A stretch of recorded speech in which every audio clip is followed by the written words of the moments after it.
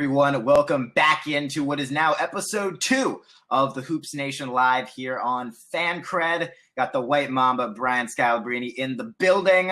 Once again, we're going to be talking trade deadline. Going to be talking, was LeBron James the GM for the Cleveland Cavaliers over this trade deadline, and some of the buyout players, as well as a hell of a lot more. But real quick, let me mention, if you want to come on and ask a question, all you have to do is click in the top right, and you can come on, drop in through the fan line, and ask whatever question you want.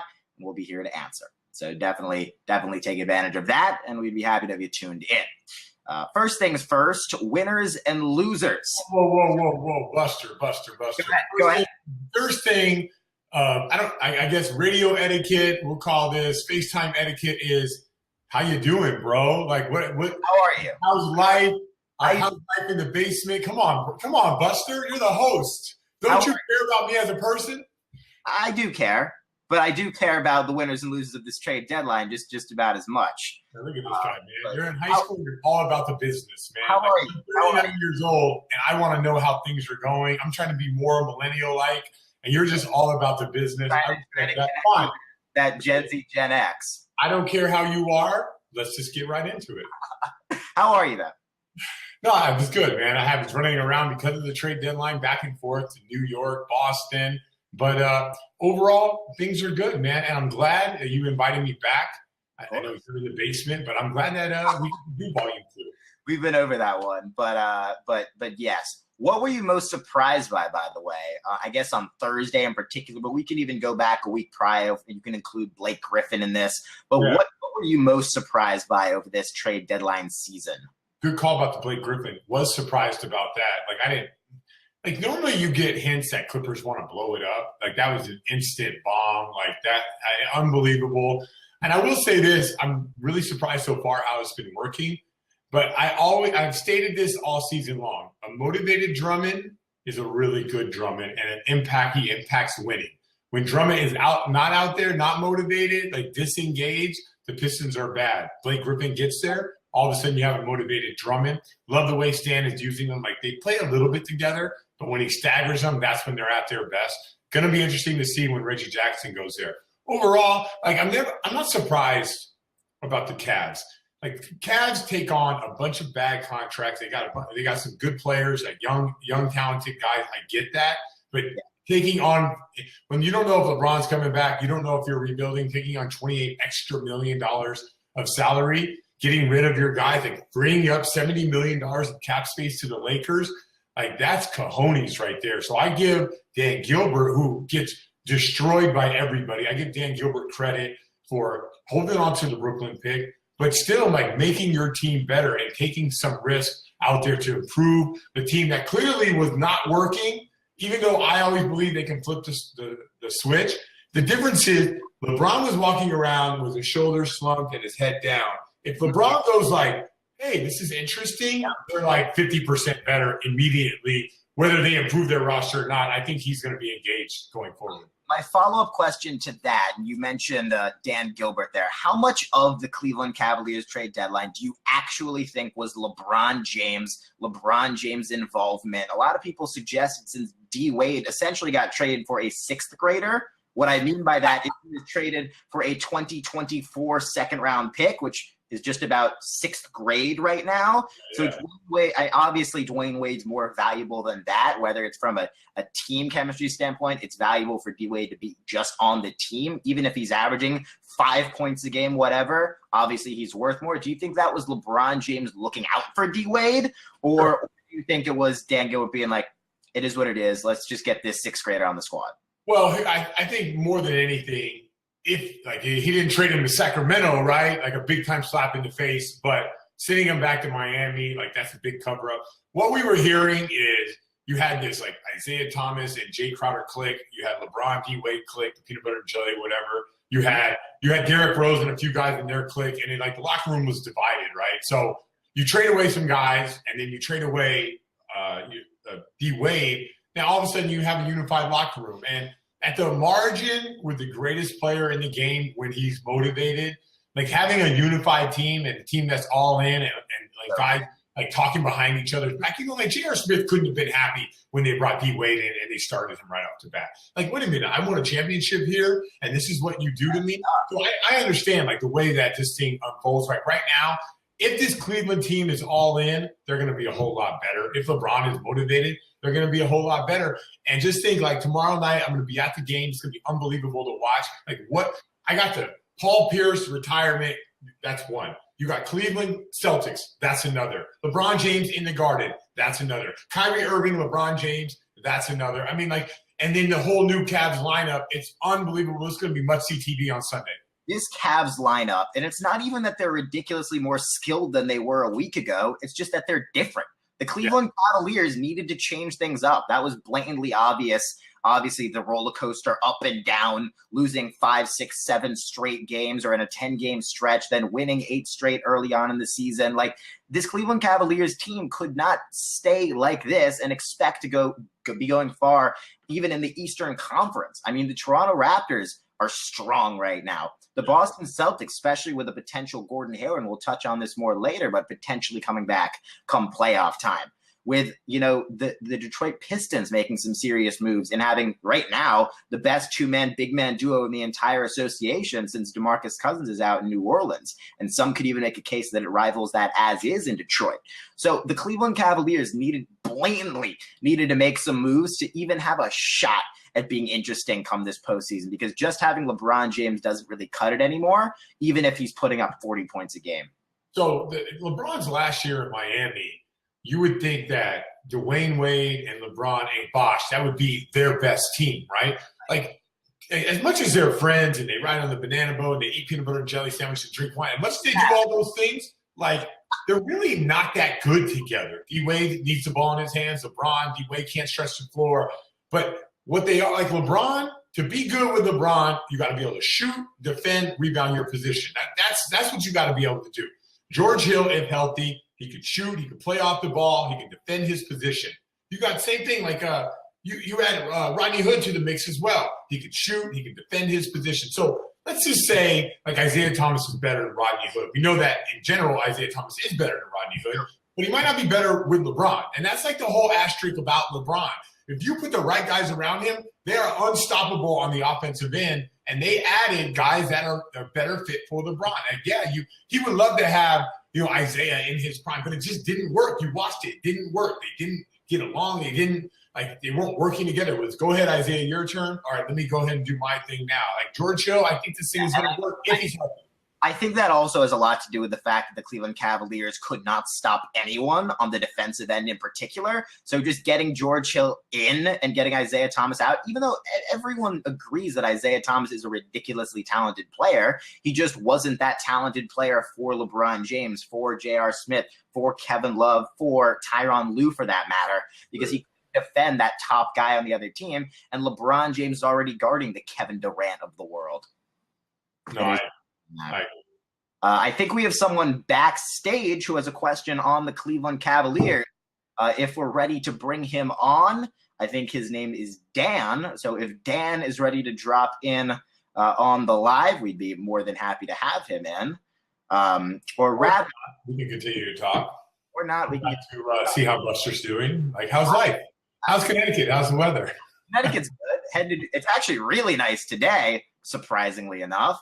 But the question from the comments, rather, from Dan, are the Cavs better set up for next year if LeBron leaves? Than they were? So I think no.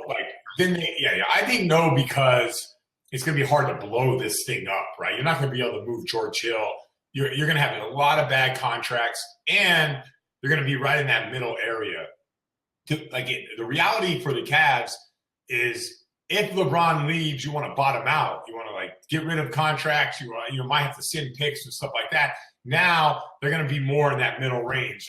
It could end up being like this hard playing team that fights hard and ends up getting like the 10th or 11th pick in the draft, as opposed to getting the number 1 pick in the draft. So I don't think they're better off. I know from a salary standpoint they're not better off, but this is the move you have to make. This brings up an interesting point. LeBron could opt in to that 1-year deal and do this whole mess again. And everyone's available in 2019. So that's on the table. Paul George can opt in. LeBron can opt in. Then at that point, if I'm LeBron and I do want to opt in, I'm just telling everybody, listen, I got no trade clause. I'm not going anywhere. We're going all in here. Will you trade the Brooklyn pick if I opt in for 1 year? 1 year, I'll opt in. I promise. If you trade the Brooklyn pick, improve our roster and see if we can beat the Warriors. Let's go all in. I think this is on the table for LeBron James. LeBron James has the leverage over anyone. Dan Gilbert, Tyronn Lue, whoever. If LeBron James only wants to win, he doesn't care about 5 years in Cleveland. He's not going to be in Cleveland in 5 years. Everyone can agree on that. So LeBron James should be doing everything in his power to win. Now, the one thing that gets really interesting is the fact that he's now waiting to see what the Paul Georges of the world are going to do this offseason and waiting to see what teams are making a legitimate move at Anthony Davis to better adjust which conference he's thinking about, et cetera, et cetera. It's really, really interesting. But if I were LeBron James, I'd leverage the hell out of everything. So, yeah, I mean, the question would be, like, Dan Gilbert had no assurances last year. Like, tell us you're going to stay and we'll trade the Brooklyn pick. But what if he waits? Like, the Brooklyn pick comes in, it's the 4th pick in the draft. Let's just throw that out there, right? Now LeBron says, okay, it's his chance. He can opt out before July 1st or opt in. And once you make that pick, it's over, right? It's weird how it works, but you make the pick, it devalues the pick. So if a couple of days before the draft, if they had this conversation, okay, fine, I'm going to opt in. I like this team. Maybe they go to the finals. Maybe they get closer than they did last year. And you trade the Brooklyn pick. Then I can see them saying, like, all right, man, let's go 1 more year. Let's go all in. And if that's the 4th pick in the draft, I got to start imagining at how good that player can be for 1 year.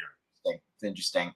I think we have Robbie in the back from Vermont with a question regarding Tyreke Evans. So if Robbie is ready to drop in backstage now, we'll make it happen. So Robbie from Vermont. There he is. Hey, what's up, guys? How are you? All right, so why didn't we see Tyreke Evans move? I thought that would be a big name come trade deadline day. When you say we. Well, me. I thought that'd be a big name come trade deadline day. Wait. So back up here, Robbie. So you're a Celtic fan? Yes. So when you say we, you mean the Celtics? No, I'm just wondering more why Tyreke Evans in general did not move. All right, this will be easy, right? This is a really easy one. Because Tyreke Evans signed a 1 year deal. So you got to understand the cap period. And if I lose you, right? 1 year deal means 120% raise. He's at $3.3 million. That's really like a $4 million deal next year. Tyreke Evans is worth more than $4 million. You staying with me so far? Now move on, right? You give up a 1st round pick. That's a 4-year deal on a rookie scale. Understand the contract, a rookie scale, 1, 2, 3, 4. Maybe he's good, maybe he's not. But with the salary structure of the Celtics, 1, 2, 3, 4 at low money is better than 3 months rental, and he's going to leave anyways. Having 1st-round picks are more important than just saying, like, oh, he might end up becoming Kawhi Leonard. Now, that could happen, but the reality is if you draft a guy and he becomes a rotational player for you for 4 years at $1 million, $2 million, $8 million, $2 million, $4 million, $3 million, that's cheap labor in the NBA. Then you have this option as a restricted free agent. That guy could be with you if he ends up being good for also, 8 if years. You're good, by the way, if you're the Boston Celtics or if you're the Cleveland Cavaliers or you're halfway decent team, you also have these guys wanting to win. And that's where you get even more leverage. You get, the veteran David Wests of the world signing for 1/18th of what they'd be getting paid otherwise just to try to win. And if you have these guys within the organization, especially as youngsters, they're not going to want to leave and go to Sacramento for $5 extra million. So that's definitely something to take into account as well. And to be clear, like Memphis was like, they drew a line in the sand on 1st-round picks. 2nd-round picks are a little different. I think the Celtics would have moved a 2nd-round pick for him. I think 1, not 2, because like I said, like Shemi Ojale on their team is a rotational player that was picked up in the 2nd round. He makes less than $1 million. When you have Kyrie Irving about to sign for 37, Al at 29, Gordon Hayward at 29, you need cheap labor. That's just the reality. You can't pay everybody. That's how the salary structure works now. So 1st-round picks are more than just maybe they work out, maybe they don't. If you're drafting and either rotation, now if you miss James Young, that's on Danny. But if you hit Terry Rozier, Then you got Terry Rozier under a great contract. The guy drops the triple-double, has 31, and he's making like $2 million a year. That's the reason. Definitely. Al Spa from the comments section. By the way, please continue to drop comments underneath this video if you're watching this live or post-live for that matter. Drop comments. Al Spa from the comments asks, how much money has Isaiah Thomas costed himself in this whole Cavs debacle? We were having this conversation the other day. Yeah. I think it might have been better just sitting out the whole year. Yeah. You know, like just working out for teams, showing teams he's healthy. I'm sorry, Buster. The entire year in Cleveland or the entire year? The entire year. Just rehab. Like just rehab and in off season workout for teams. Like Isaiah's value has diminished incredibly. Like I can't imagine if you see what he did last year and if he just sat out, let's say he had the surgery and sat out the whole year, free agent year. I can't imagine a team not giving him like 1 year 17, 1 year 18, like a Caldwell Pope type of deal. I'm going to be really interested. Whoever. I'm really sad for him. Not like I don't think he's fine making $5.5 million to play basketball. I get it, but he deserved to get paid based on what he did. But right now, I think he's costing himself some money. Hopefully, I think best case scenario, he gets a 1 year, $15 million deal. The one thing that's really interesting, look where the Lakers are at right now. Mm-hmm. It is almost like a carbon copy of where the Celtics were at right before they signed Isaiah. They started to win some games. They started to put it together. They got Isaiah. They took off, right? That's almost like a carbon copy of what the C's did. I'm not saying Isaiah's the same player he was 2.5 seasons ago. No, actually, that'd be 3 seasons ago. But I will say it is a carbon copy if he goes there and they figure out offensively how to use him. The Lakers could take a couple steps forward. It's tough, though, because the LA Lakers have already come out and saying that Lonzo Ball is their guy at point. You know, Isaiah Thomas literally went from averaging 30 points per game to being big baller backup out in LA. Well, if you put it like that, don't forget, Isaiah Thomas was the 6th man for the Celtics when he first got here, too. That's true. That's true. Bill Vasos, hopefully I pronounced that right, from the comments section asks, where do we both think LeBron is heading after this season ends?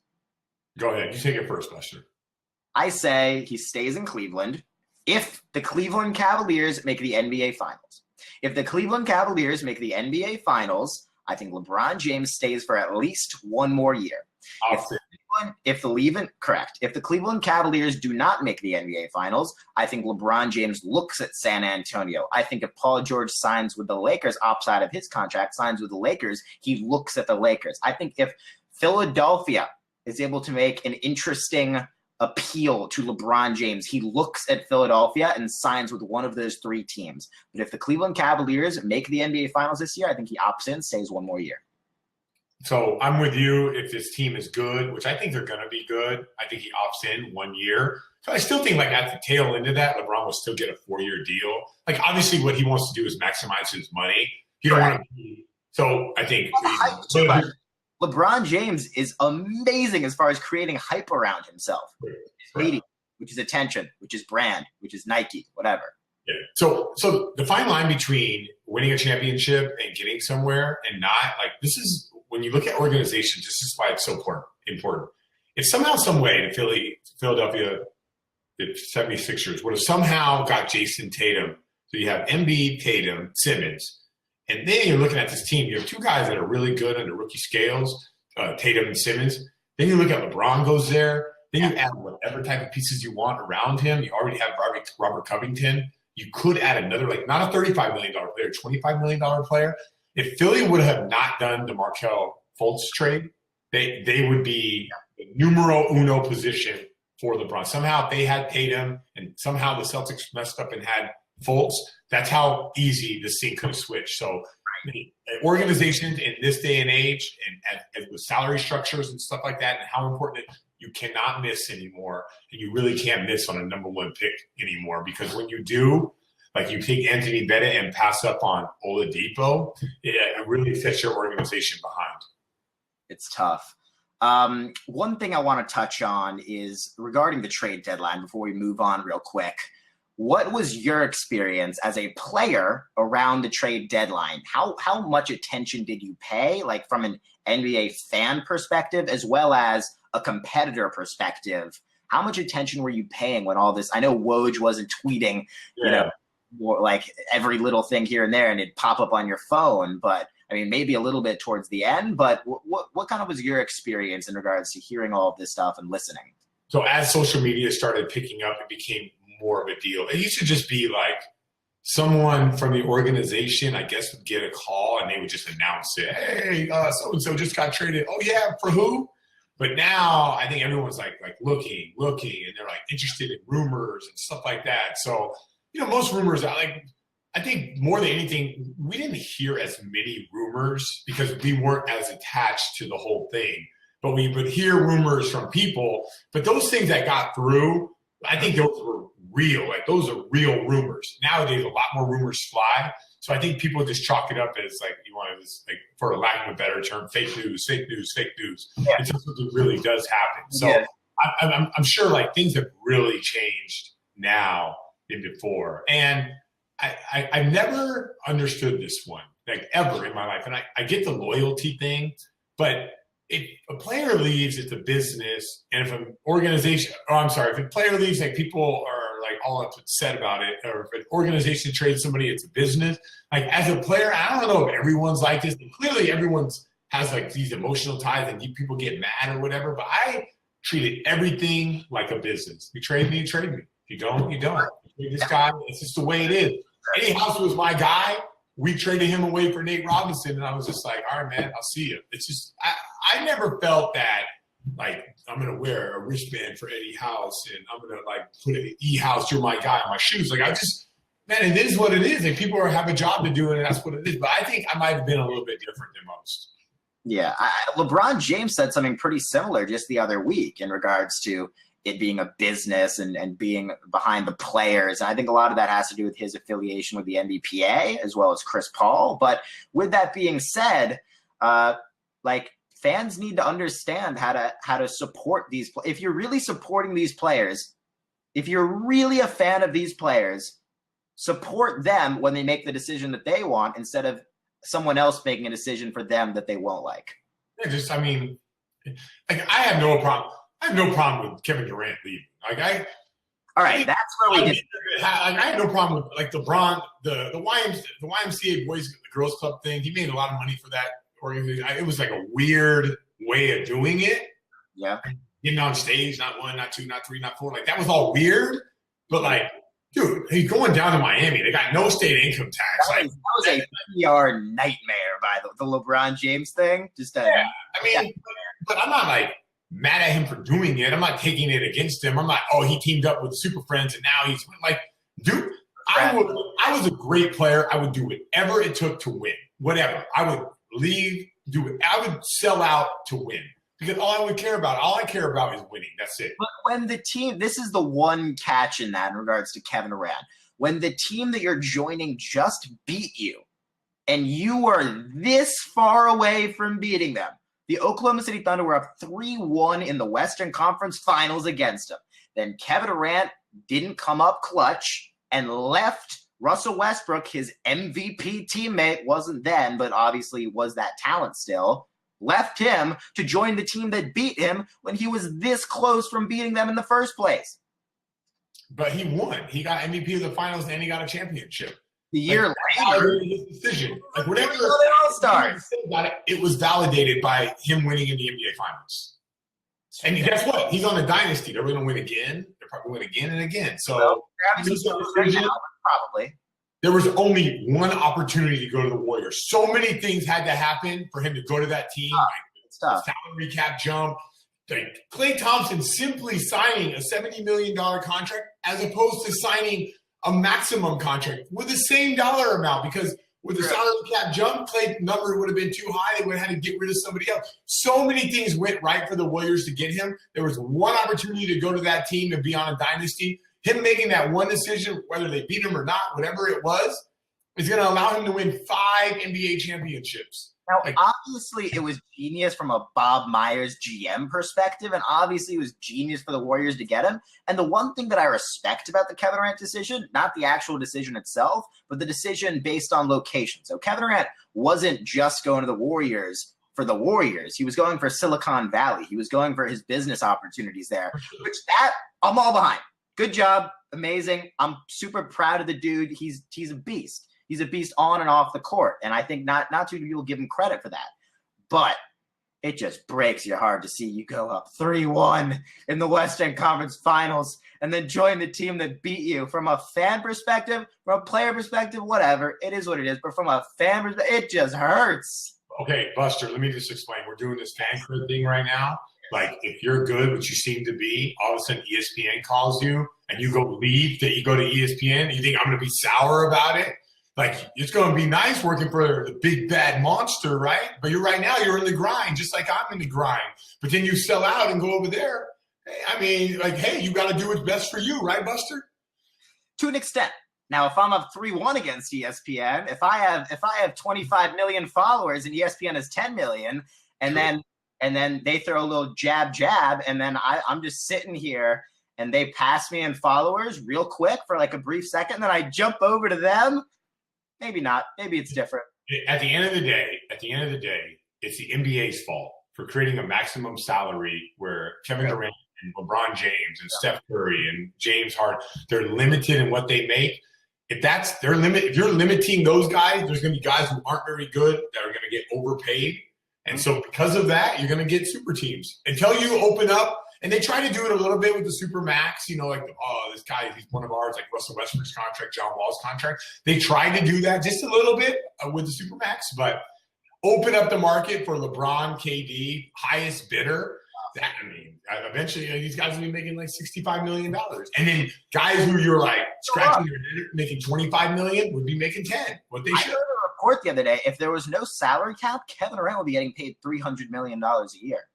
Well, you can still have a cap, just don't have a maximum contract. That's it. Anyway. That definitely does have a lot to do with it.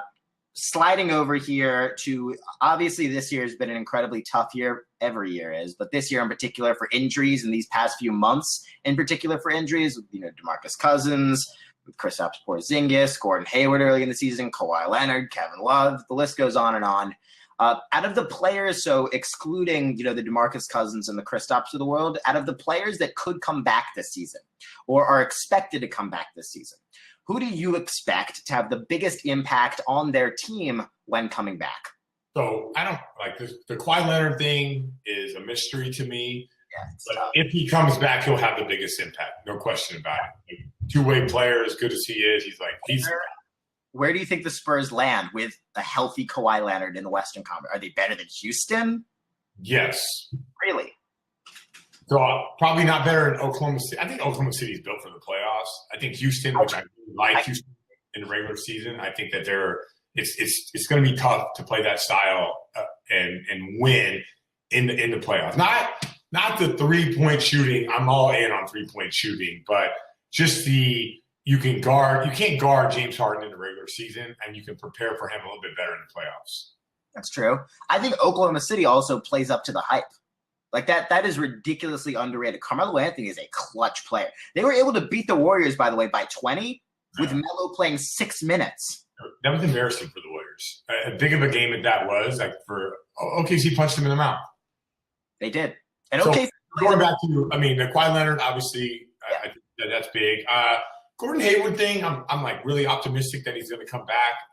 The question would be can you sit down an entire year doing rehab and going through all that stuff and it still be good, still be a really good basketball? Let's just say the body is not an issue. They need him to get buckets and get into the paint and make decisions. And Gordon Hayward's an elite athlete, and if he just loses 10% of that, that's a big difference. So hopefully, I want him to come back. I think it'd be great if he did. I think he brings something to the table. I just don't think the impact would be as big as a Kawhi Leonard.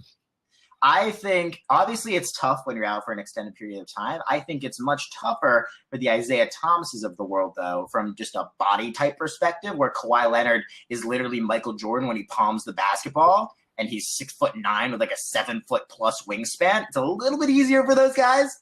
just a tiny bit. But obviously, you know, being out and then trying to get thrown right back into the system, especially for an organization like the San Antonio Spurs, it's interesting. It's going to be interesting. Right, and don't sleep on Kevin Love. Like he is like the perfect fit for LeBron. I know he gets like beat up by the media, but him, a stretch guy who can defend his position. There's two teams. He just can't play against the Warriors. Like that's it. Like he had a hard time like being up the floor, blitzing and sprinting back. But guess what? So does the rest of the league. Like no one guards the Warriors well. No one guards Draymond Green well. So it's like that's a problem for everybody. Yeah. You can just try to outscore them. What's that? You can just try to outscore them, which is what OKC did. Sure, but like Steven Adams is like a physical specimen down there, and it gives the Warriors problems. His physicality gives the Warriors problems. Kevin Love gets he's not negated. He's a good player. It's just that he's such a good player outside of the rest of the NBA, especially the Eastern Conference, had the hard time matching up with Kevin Love. But the Warriors, just with all the guys and all the length and the switching, it negates how good he is. Last thing I want to touch on, let's rank the Eastern and Western Conference 1 through 4. Let's start off in the East. I'm going to give mine first, then I'll dish it over. I got a follow-up question. Is that so regular season, playoffs, or right this moment? The whole season. How it has to be. So playoffs. Like playoffs. Who's the best 4 teams that have the best chance of going to the best 4 teams? Because all that matters is who wins. Go ahead, Buster. Number 1. The Boston Celtics. I think with Gordon Hayward potentially coming back, with the chemistry within the Boston Celtics right now, I'm putting them at number 1 in the East. At number 2 in the Eastern Conference, the Toronto Raptors. I think DeMar DeRozan and Kyle Lowry usually peak, and they have over the last few years. They can never get that extra little bit, but I think with the lack of talent right now from the Cleveland Cavaliers perspective, lack of chemistry, they could be interesting. I'm putting them, as of right now, 1 slot above Cleveland. At number 3, Cleveland. At number 4, I'm going to be sliding in the Detroit Pistons because they've been so damn overreacting. So damn interesting with Blake Griffin and Andre Drummond. And the potential for coming back from a Reggie Jackson when they're already like 6-0, 7-0 since playing together. Damn, that team's really interesting. They're going to have a hard time. But let me just ask you these questions, right? Yes, go for it.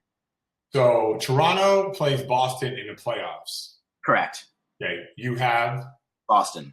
Okay, Toronto plays Boston in the playoffs, but Toronto has home court advantage. You have? It depends on if Gordon Hayward's back. Gordon Hayward's back to the second round, but let's just say he's like 10 to 15 minutes a night. Easy Boston. Wow. Did you watch do you see Toronto play at home? Best record in the NBA. Best record in the NBA at home. The Toronto Raptors peak come playoff time. We've seen it time and time again. So in my life, in my experience in basketball, I have never, ever, ever said that depth is important in the playoffs. Ever. Not one time. I always look at these people like, you're an idiot. You don't know what you're talking about. Like what matters is your star players, everything like that, right? This Toronto Raptors second team, the no-name Fred VanVleet, DeLon Wright, Pirtle, Siakam, like this group, Miles, CJ Miles, like this group, Norman Powell, these guys. They're good. They're like the best second team at the collective unit in the league. In the league. And I never give second teams any credit. And at home, they're a beast. So if Toronto somehow, some way, can win some road games and get the number 1 seed, which is not out of the question, Toronto has a really good chance of going to the Eastern Conference Finals. Boston, go ahead. You'd put Toronto over Boston in the second round. Yeah, like when I say something, you have to listen, Buster. I said if they somehow have the number 1 seed, but that can come down to a sprained ankle here, a missed shot there, a bad call here. It could be the difference between home court and not. Cleveland's going to be third as third best record in the NBA. I don't know who's going to get the number 1 seed. Hopefully it's Boston. They get it done. They're going to go to the finals against I'm sorry. So Cleveland's third, which I'm with you on this so far in the regular season. Boston has to play Cleveland. Boston will lose to Cleveland if they play them in the second round. LeBron James tends to get it done, so I agree with you on that. But as of right now, who looks more talented? It's Boston, no question. Which is you got to look at matchups. We can't pick the teams like that unless we know who's playing who. It's not a foregone conclusion that the Celtics are walking to the Eastern Conference Finals if they don't have home court advantage against Toronto. It doesn't work like that. You have to, if you're like, Celtics are going to have home court advantage, they're going to play Cleveland in the second, or Toronto is going to play Cleveland, and you know Cleveland's going to beat Toronto because you know that. Then you're saying like Eastern Conference Finals, Celtics, Cleveland, then you can pick one. But if Toronto gets home court advantage and the Celtics have to play Cleveland in the second round, it's going to be tough. That's why they can't blow the Indiana game. They almost blew the Washington game. They have to win games. They have to have home court in the first. They have to have home court throughout the Eastern Conference. If they do that, and they can meet up in Cleveland, or they can avoid Cleveland somehow, some way, they'll get in. So it's so many asterisks, right? Best team, you're right. There's definitely a hell of a lot of contingencies with this. For sure. A lot of which also has to do with Cleveland, who have been in the NBA Finals every single year since LeBron James has gotten back to Cleveland. Don't forget that. And a LeBron James who tends to figure it out come playoff time. With that being said, though, they've been a hell of a roller coaster team this year. So a lot of contingencies here and there. But who are your top four in order? So, I mean, if you're just like, I'm going to spit out your regular season, I think it's Boston, Toronto, Cleveland. And I'm definitely not going Detroit. I would love to say Washington. I was all over Washington. They've been awful lately. I guess I'll go with Coming back around to Detroit. I was high on Miami, they fall off. So I was high on Milwaukee, they fall off. I was high on the Pistons, and they fall off. So I'll just throw Milwaukee. Fall off. When did the Pistons fall off? Well, when they were third, and then they fell off all the way down to 10th, and now they get Blake Griffin in there on the come up again. That's right. So it's all over the board. So I mean, because of that, I'll just take the superstar and Giannis. Okay. And I will say this going back to Cleveland. If Cleveland walks through their first round, just go ahead and pencil them into the finals. If they struggle in their first round, then everyone has a chance. If somehow, some way they play Milwaukee and Giannis is going like shot for shot with LeBron and physically playing against him, it's going to be a beast for him in the playoff, LeBron. If LeBron somehow gets plays a game, 2 days off, plays another game, 2 days off, sweeps some first-round team, and then gets 8 days off, 5 days off, it's a wrap, man. He's going to the finals. But if he struggles, they go a 7-game marathon, it's going to be tough for him. So who do you have, if you have to make a prediction right now, who's in the NBA Finals on the Eastern Conference? Cavs Warriors? Yeah. I'm not betting against LeBron. You crazy? Are you crazy? What have you been doing in that basement of yours? I want to bet against LeBron. But you just can't. I know, so do I. I love the Celtics. I love watching them. I love their coaching staff. I like their players. But, man, how you going to bet against LeBron? Tough. It's tough. The Western Conference, a little bit more interesting, some would say. Some would say that OKC has a chance. Some would say that Houston has a chance. San Antonio with Kawhi Leonard back has a chance. Who are your top four in the West? Yeah, I think the two teams that have the best chance of going to the NBA Finals are, Golden State, clear odds-on favorites. I think Oklahoma City would be second. I think San Antonio, if Kawhi Leonard does come back, he has to come back, and he has to be right, which I don't know if he is or not. They're top secret over there, and then I would say Houston has the fourth best chance of making it to the NBA Finals. If Kawhi Leonard is back healthy and 100%. If not, then I switch those two around. Yeah, I agree with you. Apart from the Kawhi, even if Kawhi is back, I'm still putting James Harden, who's going to be MVP this year in my eyes, and CP3 and what I like to call the CP3 effect. Whatever center has been on the CP3-led at point guard position team has had the highest field goal percentage in the entire NBA since CP3 first went to the Clippers. DeAndre Jordan for 6 playoffs. Not in the playoffs. Not in the playoffs, in the regular season. But it's hard to prepare for all that stuff. I'm telling you right now, you get into a hotel ballroom and you're you're worried about this guy rolling down the lane, and Chris Paul is just looking right at you as he dices. I'm throwing up or I'm whipping to the corner.